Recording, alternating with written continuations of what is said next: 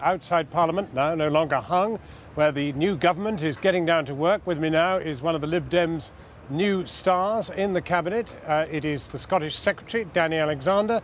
Danny Alexander, are you shocked to hear me call you the Scottish Secretary? I still haven't quite got used to those words, that'll be fair. I'm not sure it's necessarily what I expected on election night, but it's a very good result of the negotiating process that we went through, which was, Is there a job for the Scottish Secretary? Forgive me asking. I think it's a very important job, actually. I think that, what animates the government, I think, is a spirit of cooperation between the parties, between the Liberal Democrats and the Conservatives, for a radical agenda that we've put forward in our agreement. But we also want to see that cooperation existing too between the Westminster government and the Scottish devolved institutions. And I think that's what this role can do. But you could do that for all the regions, couldn't you? It's not a full-time job, is it? Well, what we've agreed on is that this is part of what the government is trying to do to ensure that between Westminster and the Scottish government, we'll try and have good relations between the Scottish devolved institutions too. That's what I'm going to try and do. Effectively, you're now the big Tory north of the border.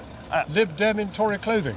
Well, I think what people have to get used to is this is a new government. It's a new politics too. Yeah.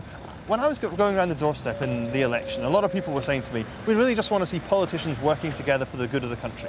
And the election result that people served up sent that message very, very strongly. We've received that message and we've acted upon it. And I think that's the most important thing today.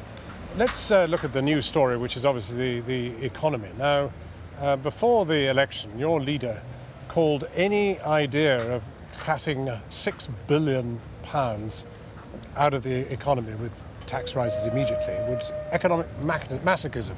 Does he still think that? What we've agreed upon between our parties is a programme of deficit reduction which can ensure that we will get the deficit under control, that we will try and bring the economy back to some sort of good order after the mess that's been made in the previous years. But with respect, you've agreed to the Tory plan to cut the deficit. Well, what we've said is that there'll be £6 billion in-year cuts based on the advice of the Treasury and the Bank of England. A proportion of those will be used for the sorts of job creation schemes that we proposed in the election. We'll go further and faster than the previous government was planning in subsequent years. We'll also further and faster than you were planning. But we'll also deliver the programme of increases in the income tax personal allowance, for example, that were a central part of our campaign. And that's your bit. Well, so we've got parties who are working together in government. You get the tax cuts, they get the tax rises. Parties rises. working together, a good working relationship, a plan that we both agree is what's needed to put the economy back in order. You don't mention VAT. It's coming, isn't it? Big increased VAT, must we?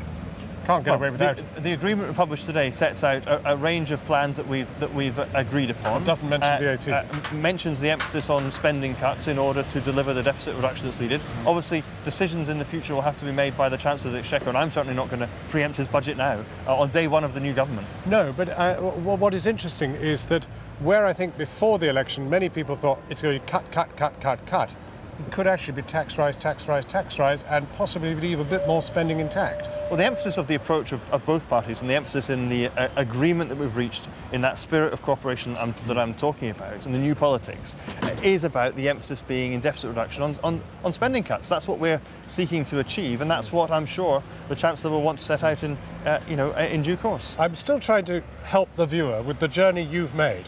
Young Liberal Democrat, how old are you? I'm 37, 38 on Saturday. Well, still no age.